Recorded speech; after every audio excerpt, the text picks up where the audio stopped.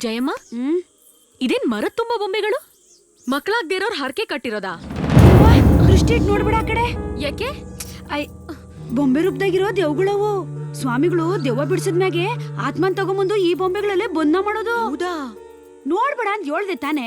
ಈ ಕಟ್ಟೆ ದಾಟಿ ಯಾರು ಬರ್ಬೇಡಿ. ಜಯಮ್ಮ, ಇದೇನ್ ನಿಮ್ ಮಗನಾಗ ಬೊಂಬೆ ಹೊಡಿತಾ ಇದಾನೆ? ಅಯ್ಯ, ಇಲ್ಲಿರೋ ಗೊಂಬೆಗಳನ್ನೆಲ್ಲ ಹೊಡ್ದಿರೋದು ಅವನೇಯ. ಈ ಗೊಂಬೆಗಳನ್ನ ಮುಟ್ಬೇಕು ಅಂದ್ರೆ ಎಲ್ಲ ಎದ್ರಕಂಡ್ ಸಾಯ್ತಾರೆ. ಅಮ್ಮಿ, ನೀನ್ ಯೋನೇ ಹೇಳೋ, ನನ್ ಮಗನ್ ಗುಂಡ್ಗೆ ಬಲ್ ಗಟ್ಟಿ ನೋಡೋ. ಏಯ್, ವಯಸ್ಸಿಗೆ ಬಂದಿರೋ ಹೆಣ್ಮಗ ನೀನು ಈ ಕಡೆಲ್ಲ ಓಡಾಡ್ಬಾರ್ದು. ಮೂರ್ಕಿತ ಉಗಿದ್ಬಿಟ್ಟು ನಡಿ ಹೋಗವ.